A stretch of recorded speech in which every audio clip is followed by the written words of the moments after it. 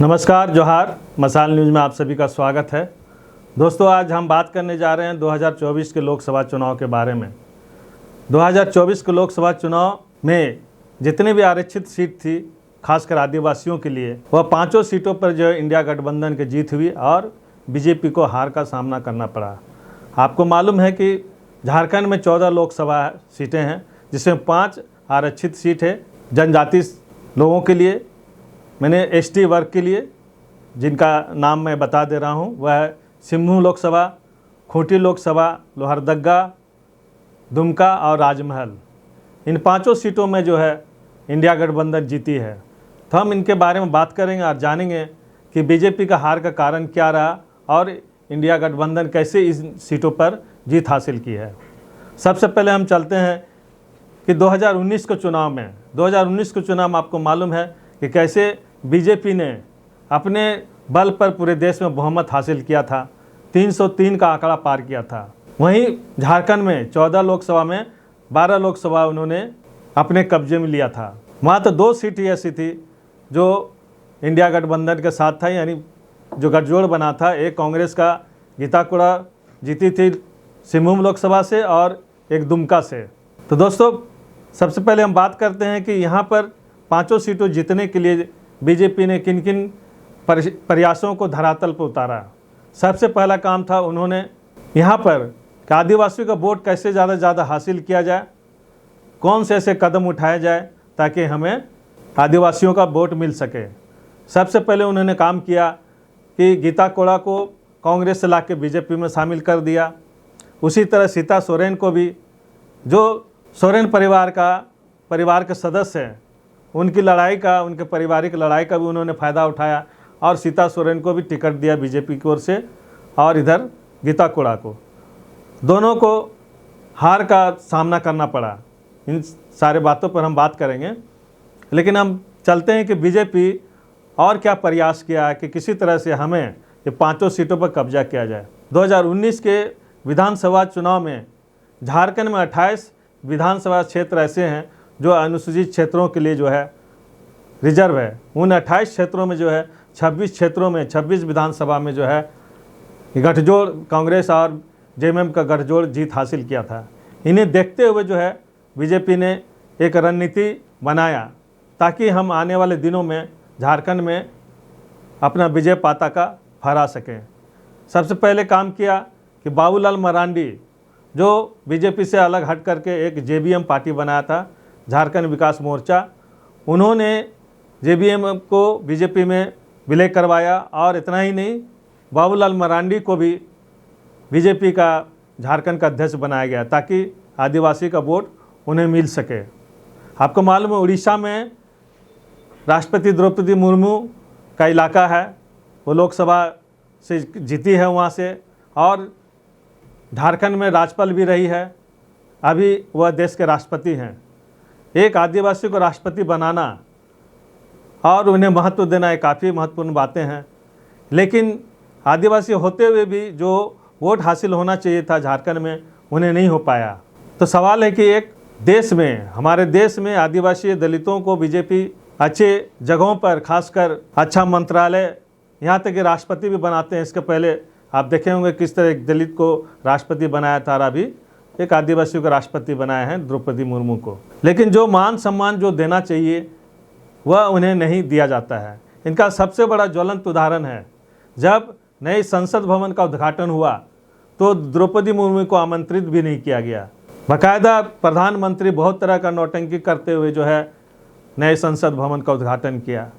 इतना ही नहीं, द्रौपदी मुर्मू जो है आदिवासी महिला हैं और देश के राष्ट्रपति हैं, लेकिन मणिपुर में आदिवासी महिलाओं को नंगा करके घुमाया गया, उनके साथ बलात्कार किया गया, लेकिन एक शब्द जो हमारे देश के राष्ट्रपति, महामहिम राष्ट्रपति नहीं बोल सकी।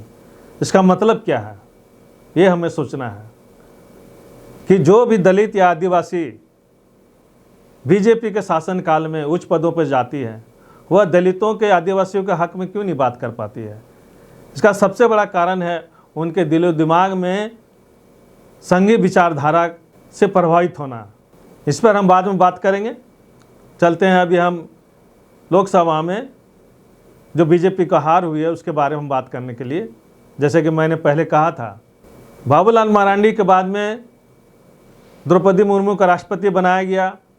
इसके साथ ही जो है खूंटी में प्रधानमंत्री नरेंद्र मोदी खुद बिरसा जयंती के अवसर पर पधारे थे और उन्होंने कई योजनाओं का वहाँ शिलान्यास किया और बिरसा जयंती के अवसर को उन्होंने जनजातीय गौरव दिवस नाम दिया ताकि आदिवासियों का वोट उन्हें मिल सके, लेकिन इसके बावजूद इन्हें वोट नहीं मिला। आखिर इसका कारण क्या था? जहाँ तक दोस्तों संथाल परगना की बात है तो आपको मालूम है कि 2 लोकसभा वहाँ आरक्षित है, एक है दुमका, एक है राजमहल। उन दोनों सीटों के जीतने के लिए बीजेपी ने बहुत प्रयास किया और नए नए नारे लोगों के बीच में उन्होंने दिया और चाहा कि उस तरह का वातावरण बने। खास करके उन्होंने एक मुद्दा उठाया लैंड जिहाद का। वह लैंड जिहाद क्या है? उन्होंने कहा कि बांग्लादेश से सटा हुआ ये इलाका है, तो बांग्लादेश से बहुत सारे मुस्लिम उन इलाकों में आते हैं, वहाँ के आदिवासी महिलाओं से शादी करते हैं और इतना नहीं, शादी करने के बाद आदिवासियों का ज़मीन को हड़प लेते हैं। इस तरह लैंड जिहाद का उन्होंने नारा दिया था। उनका कहना था कि इन दोनों इलाकों में पूरा मुस्लिम आबादी काफ़ी बढ़ते जा रहा है, जो कि आदिवासियों के लिए काफ़ी घातक होगा। आने वाले दिनों में पूरा सामाजिक संरचना वहाँ बदल सकता है। इस तरह उन्होंने पूरी कोशिश की कि हिंदू मुस्लिम, आदिवासी मुस्लिम के खिलाफ ध्रुवीकरण हो ताकि आदिवासियों को पूरा वोट उसे मिल सके, लेकिन उसमें भी उसे सफलता नहीं मिली और अंत में उन्हें असफलता का मुंह देखना पड़ा। दोस्तों अब हम बढ़ते हैं आगे कि इंडिया गठबंधन का जीत का कारण क्या था। सबसे पहले हम बात करेंगे हेमंत सोरेन का। जैसे मालूम है कि झारखंड के मुख्यमंत्री हेमंत सोरेन के कई महीनों से जेल में रखा गया, ईडी द्वारा उन्हें अरेस्ट किया गया ज़मीन के किसी मामले में। वो आरोप अभी तक तय नहीं हुआ, साबित भी नहीं हुआ, लेकिन उन्हें अभी तक जेल में रखा गया है। उसे जमानत भी नहीं दिया गया है और ये जमानत नहीं देना और ज़बरदस्ती उसको जेल में रखना, ये लगा कि आदिवासियों के खिलाफ कदम बीजेपी ने उठाया है और इसका जो असर आदिवासियों के मन में बीजेपी के खिलाफ रहा। दूसरा कारण था यहाँ पर खूंटी लोकसभा चुनाव हारने का। खूंटी लोकसभा में जैसे मालूम है आपको अर्जुन मुंडा का एरिया रहा है और वो बिरसा मुंडा का जन्मस्थली है, लेकिन इसके बावजूद वहाँ अर्जुन मुंडा नहीं जीत सके। 2019 के चुनाव में भी वह मुश्किल से 1500 से कम वोटों से जीत हासिल कर सके थे, लेकिन इस बार 1.5 लाख वोट से भी ज़्यादा वोट में संख्या में उन्हें हार का सामना करना पड़ा। उसका मुख्य कारण था वह केंद्रीय मंत्री थे और उनसे लोगों को बहुत अपेक्षा थी कि उस इलाके में विकास का काम वो बहुत करेंगे, लेकिन वहाँ से नादार रहना और किसी तरह का स्पष्ट कार्यक्रम नहीं करना, लोगों के बीच में नहीं मिलना जुलना एक बहुत बड़ा फैक्टर रहा, जिसके कारण वह चुनाव में हारे। और ख़ासकर आदिवासी, मुस्लिम और क्रिश्चियन वोटर्स उसके खिलाफ जमकर वोट डाले, जिसके कारण उन्हें अंत में हार का सामना करना पड़ा। जहाँ तक सिंहभूम लोकसभा सीट की बात है, सिंहभूम लोकसभा में 6 विधानसभा है। ये 6 विधानसभा में जो है इंडिया गठबंधन का कब्जा है। 6 विधानसभा में 1 कांग्रेस और 5 में जेएमएम के विधायक हैं। उन्होंने जमकर मेहनत किया जोमा मांझी के समर्थन में और इस तरह सिंहभूम लोकसभा सीट से जोमा मांझी को जीत हासिल हुआ। और लोहरदग्गा में भी कांग्रेस के प्रत्याशी की जीत हुई, सुखदेव भगत। उनके खिलाफ जो है चमरा लिंडा भी चुनाव मैदान में थे ताकि उसका वोट कटे और इंडिया गठबंधन का जो कैंडिडेट उन्हें हार का सामना करने पड़े, लेकिन ऐसा नहीं हुआ। इस बार जो है इंडिया गठबंधन का जो प्रत्याशी थे सुखदेव भगत, उन्हें जीत हासिल हुई। दोस्तों जहाँ तक संथाल परगना के 2 सीटों का सवाल है, वहाँ पर भी बीजेपी को हार का सामना करना पड़ा। सीता सोरेन को हार का सामना करना पड़ा। उनका मुख्य वजह था कि पूरा दुमका राजमहल इलाका में आपको जैसे कि मालूम है वहाँ सोरेन परिवार का बहुत ही ज़्यादा प्रभाव है और हेमंत सोरेन को जेल में रखना उस पूरे इलाके में जो है बीजेपी के खिलाफ गया और वहाँ के आदिवासी वोटर जो है बीजेपी के खिलाफ वोट डाला। उन्हें लगा कि जानबूझ करके जो है एक आदिवासी चीफ मिनिस्टर को जेल में रखा गया है, वहाँ बेल तक भी उन्हें दिया नहीं जा रहा है। और इतना ही नहीं, कल्पना सोरेन का इसमें काफ़ी प्रभाव भूमिका रही। उन्होंने जगह जगह जा करके दुमका और ख़ासकर राजमहल इलाकों में जगह जगह घूमकर, हर एक क्षेत्र में घूमकर जो है वह अपील की लोगों से इंडिया गठबंधन को जिताने के लिए, जेएमएम के कैंडिडेट को जिताने के लिए, जिसका असर अच्छा रहा और वहाँ से जो है जेएमएम के कैंडिडेट की जीत हासिल हुआ। दोस्तों, हम देखते हैं कि इस चुनाव में पूरे देश में 2 फैक्टर लागू था। एक तरफ जहाँ पर इंडिया गठबंधन रोजगार के सवाल पर, महंगाई के सवाल पर, किसानों के समस्या के सवाल पर और ख़ासकर आदिवासी दलितों पर जो अत्याचार किया जा रहा है उसके खिलाफ एक नैरेटिव चलाया था। इतना ही नहीं, सबसे बड़ा मुद्दा उठाया गया था कि किस तरह बीजेपी जो है 400 पार का नारा दे रहा है और क्यों दे रहा है। वह ये साबित करने में सफल रहा इंडिया गठबंधन कि बीजेपी अगर 400 से ज़्यादा सीटें हासिल करती है तो संविधान बदला जाएगा, बाबा साहब का वह संविधान बदला जाएगा जिसमें आदिवासी को, दलितों को, पिछड़ों को बहुत हक अधिकार दिया जाएगा। उन्हें लगा कि अब ये जो है संविधान पर हमला है, संविधान की रक्षा करना है, नहीं तो आने वाले दिनों में हमारे देश में मनुस्मृति का जो भी विधान है वो लागू होगा। कितना मेहनत और मशक्क़त से हमारे देश में संविधान बना है। जैसे कि आप जानते हैं दुनिया का सर्वश्रेष्ठ संविधान इसे कहा जाता है। संविधान बनाने में जिन लोगों का भूमिका रहा उसमें खासकर बाबा साहब अम्बेडकर और वहाँ 299 लोगों का मेहनत था। पूरे देश से सलाह मशवरा ले करके एक ऐसा संविधान बनाया गया जो इस देश को 1947 के बाद से एकजुट रख पाने में सफल रहा। वहीं बगल में आप देख सकते हैं किस तरह पाकिस्तान का बंटवारा हो चुका है।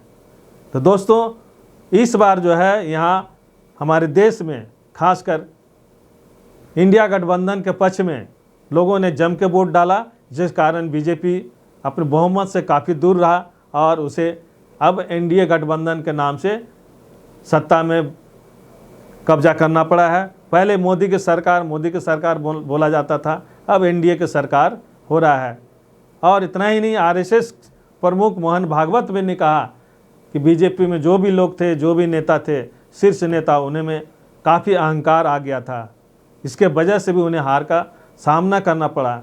यहाँ तक कि उन्होंने मणिपुर तक का उल्लेख किया कि मणिपुर में जो घटना हुआ उस पर जो देश में जो यहाँ के शीर्ष नेतृत्व में रहे, खासकर प्रधानमंत्री, मैंने आज तक जो है प्रधानमंत्री मणिपुर का म तक नहीं बोल पाए हैं।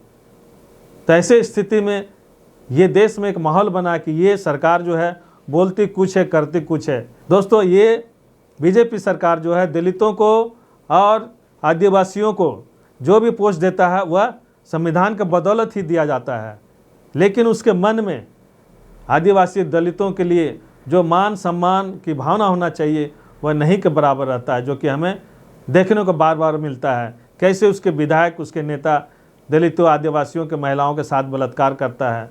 मध्य प्रदेश जैसे जगहों पर जब एक बीजेपी का कार्यकर्ता आदिवासी युवक के मुंह पर पेशाब कर देता है, पूरे देश में उसके खिलाफ जो है माहौल बनता है, लेकिन देश के प्रधानमंत्री, देश के राष्ट्रपति चुप रहते हैं। ये क्या कहलाता है? यही कहलाता है कि किसी भी तरह से बीजेपी जो है दलितों, आदिवासियों के लिए, हाँ खासकर पिछड़ों के लिए जो है जो करना चाहिए था वह करने में असफल रहा। नतीजा में आप देख सकते हैं कि कैसे ये जो है बहुमत से दूर रहा। आने वाले दिनों में हो सकता है अगर यही रवैया रहा तो बीजेपी को हार का सामना करना पड़ेगा और उसे सत्ता से बेदखल होना पड़ेगा। आज के लिए इतना ही, फिर मिलते हैं।